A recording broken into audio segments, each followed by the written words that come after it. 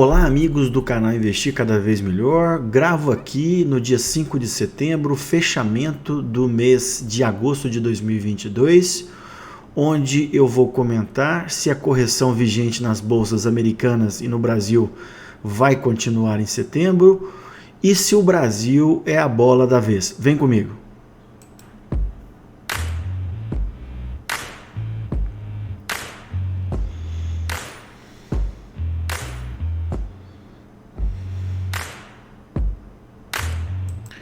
Então vamos lá, aquele nosso disclaimer de sempre, né? Que esse vídeo ele tem apenas um caráter educacional.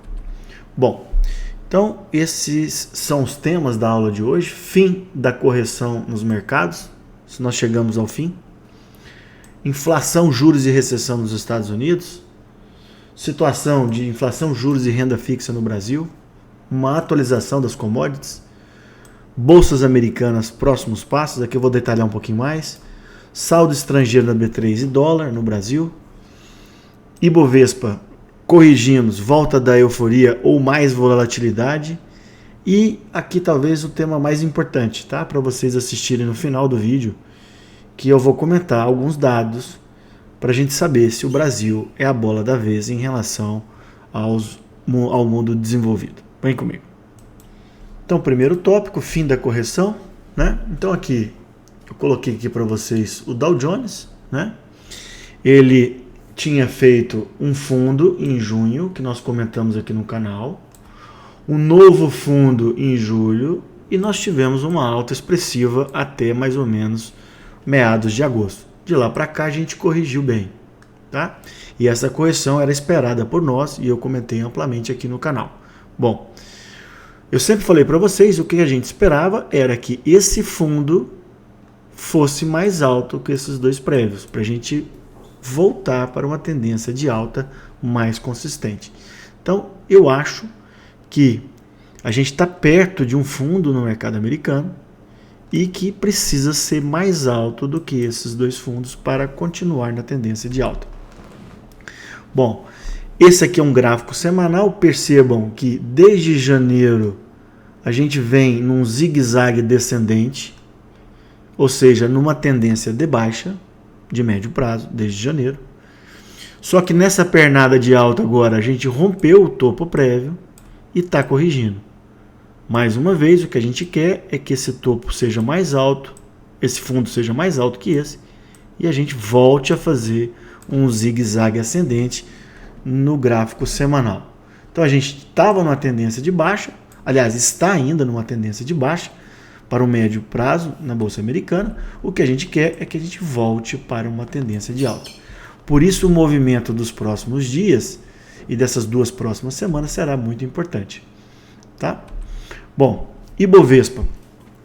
Então, a gente comentou que o Ibovespa fez um fundo em julho e teve uma arrancada fulminante, né, de 95 mil pontos a quase 115 mil pontos. E aí a gente comentou 2, 3 semanas atrás se o Ibovespa tinha feito um topo ou não, né? E que era comum o reteste do topo, tá? Bom, então lá, a gente em análise gráfica, a gente tem que, para fazer um topo, a gente tem que ter uma máxima e mínima menor do que o candle anterior, o que aconteceu. E aquilo que eu falei no canal, que o reteste era comum e aconteceu, tá? Então aqui, o que acontece? Nós estamos próximo desse topo. Se a gente romper, a gente vai em direção aos 121 mil pontos. Se a gente perder esse fundinho aqui, a gente vai corrigir um pouquinho mais, tá? Eu particularmente gostaria que o mercado corrigisse um pouco mais. Talvez mais essa semana ou a próxima, até a faixa aqui de 104 ou 102 mil pontos. Esse seria meu cenário ideal. Porém, na última quinta-feira, o mercado deixou um candle que a gente chama de martelo, que é um candle comprador, apesar do volume não ter sido tão bom. Na sexta-feira, o mercado subiu forte, mas devolveu. No dia de hoje, a gente está subindo, mas a gente tem que lembrar que hoje, dia 5, é feriado nos Estados Unidos e na quarta-feira vai ser feriado aqui no Brasil. Então, assim, eu acho que nós estamos próximos da correção, tanto nos Estados Unidos como no Brasil. Lembrando que no Brasil, no curtíssimo prazo, a proximidade da eleição pode prejudicar um pouquinho o desempenho do nosso mercado. Para aqueles que querem aprender um pouquinho mais sobre a análise técnica, eu tenho vários vídeos no canal. Bom, segundo tópico, inflação, juros e recessão nos Estados Unidos. Eu venho comentando, né, nos vários vídeos que a gente tem feito no canal, que a inflação seria o tema principal, e realmente foi, desde que a inflação nos Estados Unidos bateu 8% em janeiro. E o principal vilão é o petróleo, né? E agora na Europa o problema do gás natural. E tá lá, né? A inflação chegou a 9,1 nos Estados Unidos em 12 meses, porém, em julho bateu 8,5. O que a gente espera é que em agosto, a gente não tem a inflação de agosto, né, definida, mas que a inflação de agosto seja inferior a 8,5. Que aí sim nós marcamos o pico da inflação nos Estados Unidos no mês de junho, tá? Larry Willis já comentou em vídeos publicados, né, que ele esperava o pico da inflação em meados desse ano, o que realmente está acontecendo.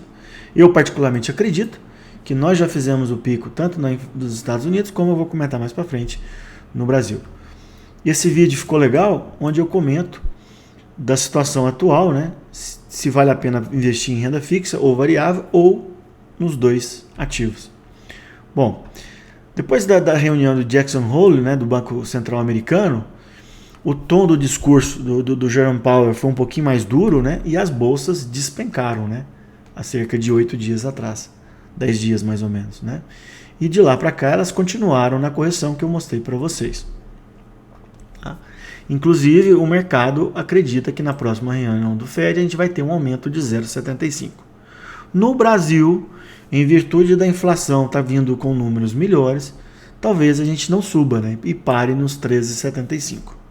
Mas um ajuste residual pode acontecer. Então, a gente tem que lembrar que em 2020 a taxa do Fed estava próxima de zero e agora ela deve já estar na próxima reunião, já atingir 3%, e a maior parte dos analistas acredita que ela vai ficar entre 4% e 5%, para depois ver se o processo inflacionário vai ceder ou não. Os juros negociados em bolsa de 10 anos, né, os yields de 10 anos dos bonds americanos, bateu na semana passada 3,19. Lembrando que ele teve um pico lá em junho, né, de 3,50. Eu acredito que se a taxa do Fed chegar nesse número que eu falei, a gente vai caminhando, vai subindo aos poucos para acompanhar isso, né? O grande problema do Fed é que se ele aperta muito nos juros, ele combate a inflação, mas gera recessão. E se a gente tiver uma recessão econômica mais forte, a gente pode ter um bear market um pouco mais longo, tá? E por que disso? Menor atividade econômica, você tem desemprego, você tem queda no salário. Isso diminui a massa salarial e aí você vai ter menos consumo, menos venda das empresas, menos o lucro e, obviamente, as empresas passam a valer menos. Tá? Já mostrei esse gráfico feito pelo Larry Willis inúmeras vezes, né? E eu vou mostrar de novo porque ele já vinha comentando desde abril que a recessão ela acontece nos Estados Unidos não quando os juros sobem, a linha azul que é os juros, mas a recessão vem quando você aumenta os juros, chega num ponto que ela começa a dar a recessão e aí você tem a recessão após o Banco Central começar a ceder os juros, que é essa linha cinza. E assim foi nos últimos 40 anos, nos últimos 30 anos, perdão. Tá? Então espera-se que a recessão nos Estados Unidos chegando, ela vai chegar no ano que vem e a gente não sabe o grau de recessão. Se vocês olharem no dia a dia, nos noticiários, alguns analistas muito pessimistas, outros nem tanto, né? Eu particularmente até o momento, eu não vejo com muita precaução, com muito medo a recessão nos Estados Unidos. Mas é o sentimento atual, a gente vai ter que ir acompanhando passo a passo. Bom, terceiro tópico, inflação, juros e renda fixa no Brasil, né? Como eu comentei com vocês, a gente está perto do fim do ciclo de alta. Lembrar que ano passado a gente estava 2% e agora está 13,75%. né? Pode ser que a gente tenha um aumentozinho residual na próxima reunião agora em setembro. O mais importante é que a gente está perto do fim do ciclo da alta. Tá? Eu acredito, já falei em outros vídeos, que a gente vai fazer um platôzinho ou a 13,75 a 14 por algum tempo, certo? Para depois a gente começar a cair. E essa queda futura dos juros, pessoal, ela é extremamente importante. Não só para os títulos de renda fixa, como também para os fundos imobiliários, eu vou gravar um vídeo, como também para a Bolsa de Valores. Tá? E isso está podendo acontecer porque a gente teve deflação em julho, vai ter deflação agora em agosto no Brasil, e então a gente já fez o pico da inflação. Essa é a opinião da maior parte dos analistas. A divergência é o seguinte: bom, nós já fizemos o pico, só que será que nós vamos ficar no nível de inflação muito alta ou ela vai caminhar para a meta? Eu acho que a gente vai ficar um pouco acima da meta por enquanto, mas ela vai caminhando nos próximos meses até atingir a meta abaixo de 5%. Tá? Bom, investir em renda fixa, tanto em títulos privados, que eu gravei a aula, como no Tesouro Direto. Eu venho comentando desde maio que a gente deveria fazer novos aportes no Tesouro Direto, tanto em títulos pré-fixados como os vinculados à inflação. Por quê? Porque a gente estava próximo do fim da Selic. Olha aqui, quem aplicou no dia 11 de julho, pegou a taxa aqui ó, de 13,24, preço unitário 448. Vamos supor que o cidadão resolveu vender, né? Ele ganhou quase 10%, porque as taxas caíram. E o porquê disso? Porque os juros futuros, que balizam o Tesouro Direto, cederam. Então, quem aplicou lá no dia 11 de julho, ganhou 10%. Tá? Isso sem descontar o imposto de renda, obviamente.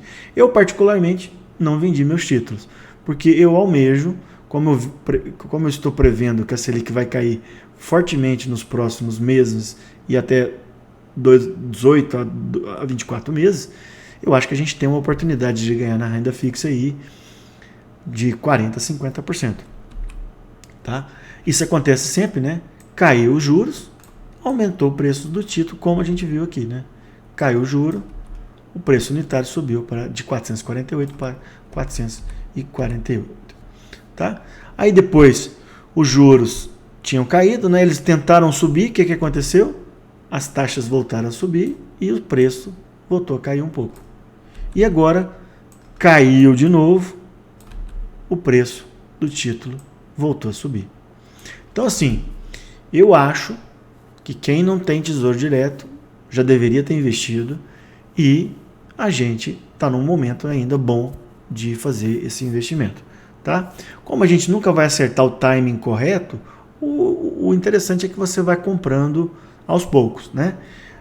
Para aqueles que me seguem, a minha preferência são para os pré-fixados mais curtos, com menor duration, e eu gosto dos vinculados à inflação com um duration maior, porque aqui nesses títulos a gente está protegido da inflação. Mais uma vez, vejam meus vídeos sobre renda fixa no canal. Tá?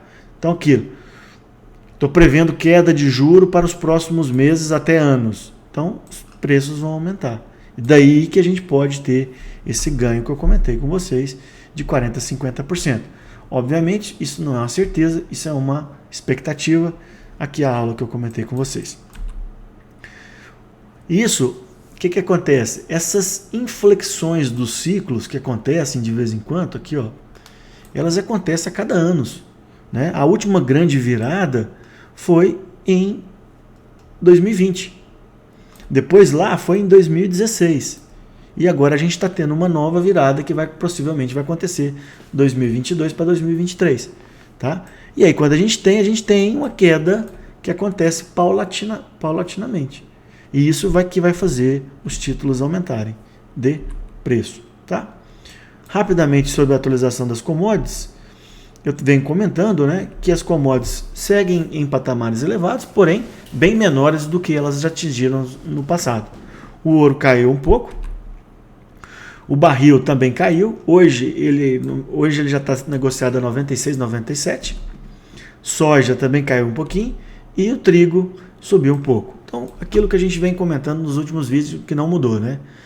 A gente teve um estresse das commodities ali por volta de maio, junho, né? E agora elas se equilibraram num patamar um pouco mais elevado.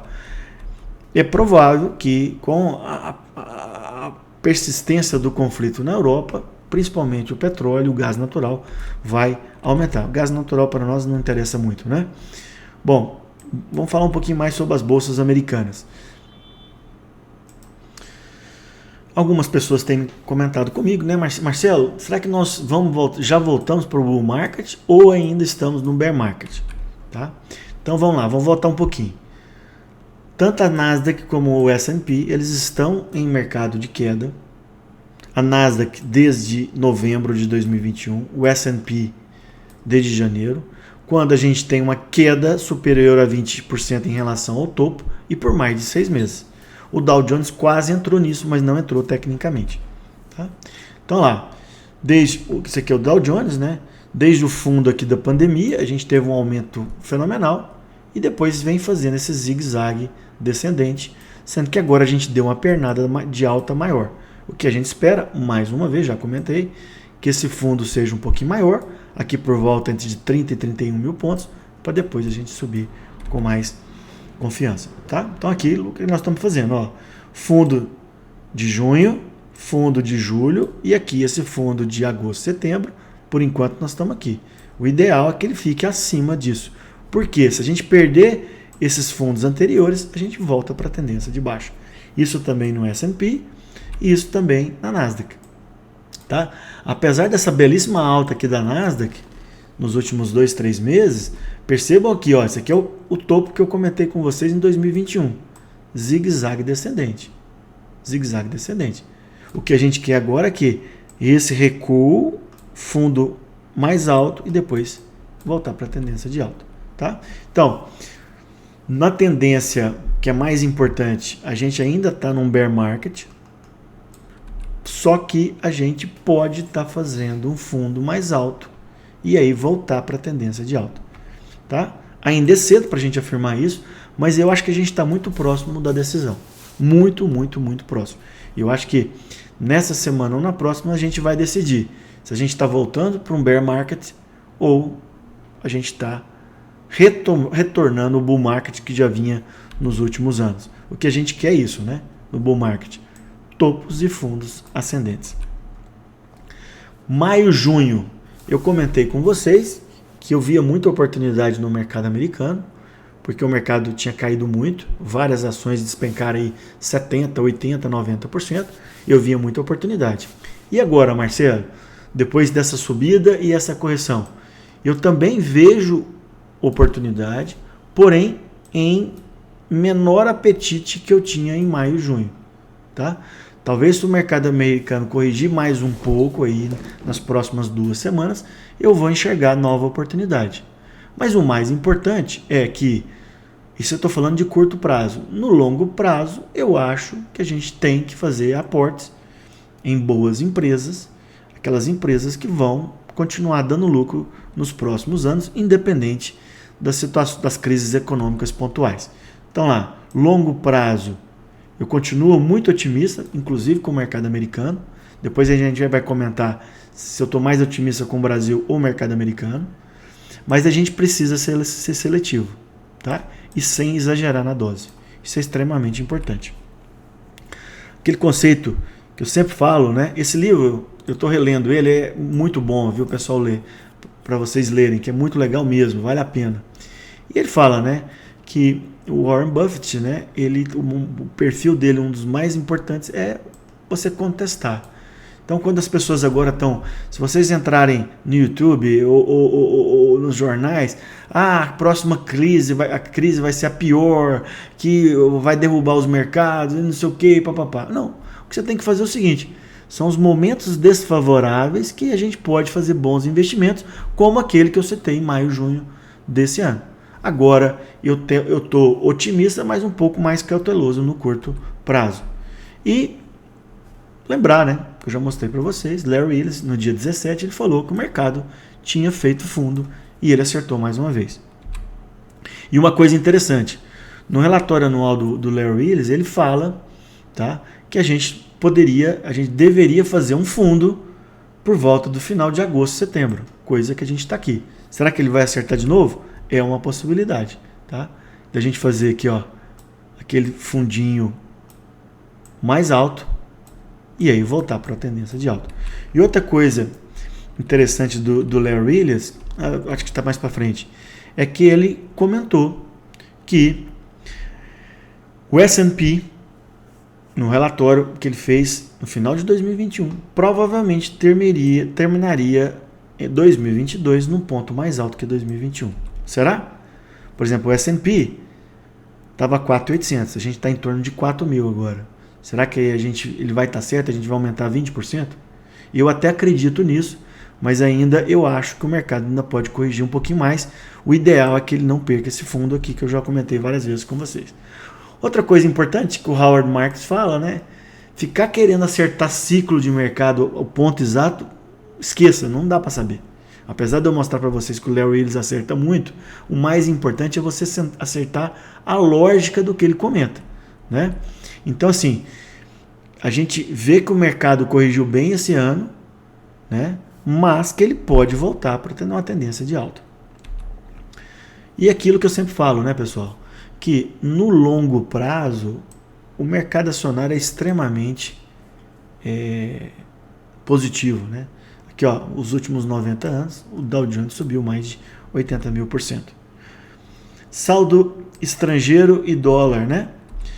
A gente vem comentando que agosto estava tendo muito fluxo, né? Eu realmente não tenho o finalzinho do mês de agosto para ver se a gente terminou um pouquinho mais alto ou não, mas o saldo dos últimos 3 meses é positivo e isso é importante para a nossa bolsa, né?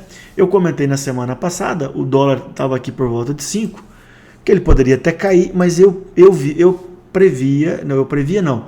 achava no meu sentimento que o mais provável, em virtude das eleições, era o dólar dar uma esticada e realmente ele esticou. Saiu de 5 para quase 5,30 e agora está dando uma recuadinha. Eu acho que até o fim das eleições a tendência do dólar é para cima de 5.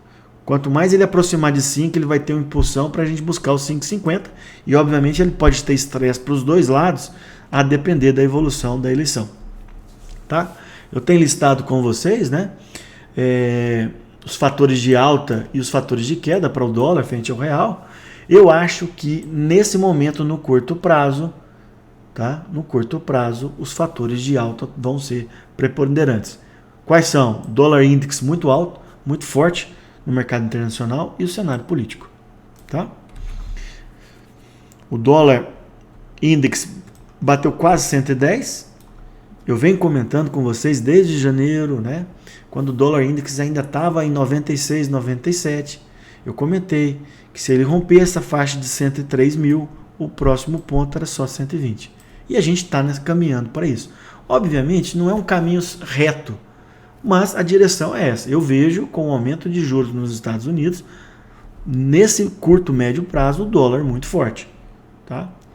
Já a relação com o real vai depender muito do cenário político e fiscal aqui no Brasil, que eu vou comentar no final. Bom, para a gente finalizar, perspectivas do Ibovespa. Volta da euforia, ou seja, a correção terminou, ou mais volatilidade com as eleições? Vamos ver o que eu tenho para comentar. Uma coisa importante é o seguinte, a tendência no atual momento é indefinida. Por quê? A gente vinha em topos e fundos descendentes, porém, o último topo do Bovespa foi mais alto. Tá? Então, pode ser que a gente está claramente num viés de alta, mas pode ser que a gente está voltando para uma tendência de alta. Tá? E aí a gente extermina essa tendência secundária de baixo. Bom, as bolsas vão ditar? Eu acho que até que sim, mas numa menor proporção. Quem tem acompanhado de perto o mercado recentemente, vê que às vezes o mercado americano está caindo 2%, 3% e aqui está caindo 0,5%, 1%. Tem dia que a gente cai até um pouco mais. Mas a gente está mais forte do que o mercado americano. E eu acho que nesses próximos 30, 60 dias, as eleições vão pesar mais do que o mercado americano. Tá? Uma coisa importante, que independente do seu viés político, tá? Você tem que entender que se o futuro presidente, que pode ser um desses dois, ou outro, que tiver um compromisso fiscal e seguir no rumo certo da economia, a gente tem uma chance real do Brasil crescer bem nos próximos 2 a 3 anos, independente de quem ganha a eleição. Tá? A economia, a gente vai ver que ela está no trilho certo, precisa de ajuste? Precisa, só que se o próximo presidente tiver um compromisso com o fiscal, um compromisso com as reformas, a gente tem tudo para ter um ótimo desempenho nos próximos 3 anos. Tá? Ibovespa perdeu os 100 mil pontos há cerca de 3 meses. A gente caminharia para o fundo de 93, paramos no 95 e de julho para cá a gente teve uma alta expressiva, né? Foram várias semanas de alta, né? E olha aqui a alta, mais de 20%. A gente chegou nessa resistência, inclusive superamos essa resistência, porém o mercado fez topo, aquilo que eu mostrei no começo do vídeo, tentou testar de novo e agora a gente está querendo fazer um fundo para depois romper esse topo aqui e seguir em direção aos 121 mil pontos, 131 que é o topo histórico e quem sabe mais. Tá? Mais uma vez, eu particularmente gostaria que o mercado brasileiro corrigisse um pouco mais. Talvez essa semana e a próxima, para a gente buscar aqui por volta de 102 a 104 mil pontos, que aí sim, a gente estaria num ponto excelente de curto prazo para a entrada, para a gente ganhar força e romper os 115, depois 121 e buscar os 131 mil pontos. Já tem gente no mercado falando que a gente pode terminar no final do ano, dependendo das eleições, rompendo o topo histórico em 131 mil pontos. Tá? O que a gente quer é isso, né? Que a gente volte para topos e fundos ascendentes. Ou seja, a gente fez essa pernada aqui, que a gente recue, faça um fundo mais alto que esse e depois rompa em direção ao topo histórico. Tá? Longo prazo, eu vejo muito otimismo, acho que tem grandes oportunidades, a gente não pode exagerar, diversificação é importante e a gente tem que selecionar ativos. Né? A gente continua vendo ativos brasileiros apanhando toda semana. Por exemplo, as ações do IRB, semana passada caíram 30%. Então, assim, eu sugiro para vocês que evitem ativos problemáticos. Existem excelentes empresas com futuro promissor que estão negociadas a preços camaradas. É isso que você tem que procurar, ótimas empresas. Eu fiz essa aula, né, análise fundamentalista para quem está começando. Lá tem muita coisa legal para vocês aprender. E uma coisa que eu tenho comentado, né, que a gente como investidor de longo prazo, a gente tem que priorizar o longo prazo, comprar boas ações através dos fundamentos e ter paciência. A gente tem que fazer igual os americanos faziam na década de 60 e 70. Eles permaneciam com as ações por muitos anos. É assim que a gente vai ganhar com o ganho de capital no longo prazo e no recebimento de dividendos. A gente tem que evitar essa troca constante de ativos em nossa carteira. Tá? Curto prazo, aqui no Ibovespa, eu acho que a gente ainda tem que continuar com um caixa bom. Tá? Pode ser, eu já vejo oportunidades, mas pode ser que a gente tenha oportunidades melhores no futuro breve. E eu já comecei a aumentar a posição em alguns ativos, tá? Porque a gente já corrigiu, eu gostaria de uma correção maior, mas eu já vejo que alguns ativos estão interessantes para entrar. E lembrando que a melhor entrada vai ser quando a gente coloca pós-eleição, mas o mercado sempre antecipa. Se o presidente que foi eleito, que estiver perto de ser eleito nas pesquisas ou nas próximas semanas, sinalizar que a gente vai seguir com a agenda macroeconômica correta, o Ibovespa pode disparar. Tá? E aqui a última mensagem, a mais importante desse vídeo, tá? Que eu vou comentar com vocês. Será que chegou a hora do Brasil? Após a gente ver os últimos 14 anos Estados Unidos e Europa subindo fortemente as bolsas por lá e o Brasil ficando para trás, será que chegou a nossa hora? Vamos ver o que eu tenho para mostrar para vocês. Bom, Brasil. O Brasil, ele tem surpreendendo positivamente os economistas e os analistas. Tá? Por exemplo, se vocês recordarem, a previsão de crescimento do PIB de 2022 era quase zero. E aí os analistas foram aumentando, olha aqui, o Bank of America aumentou para 2,5% de crescimento esse ano. Taxa de desemprego, a gente estava em quase 14% e caiu para 9,1%. Tá? Se vocês olharem a imprensa tradicional, sempre tem esse mas aqui, né? A coisa melhorou, mas não sei o que a gente tem que tirar o viés político das coisas e entender. É claramente o PIB do Brasil está em alta e o desemprego em queda. Os informais é recorde? Sim, mas a gente tem que saber que muita gente que está hoje informal, ela quer continuar como informal, porque ela está empreendendo e ganhando mais que se ela tivesse carteira assinada. Tá? Bom, inflação e juros, eu já mostrei para vocês.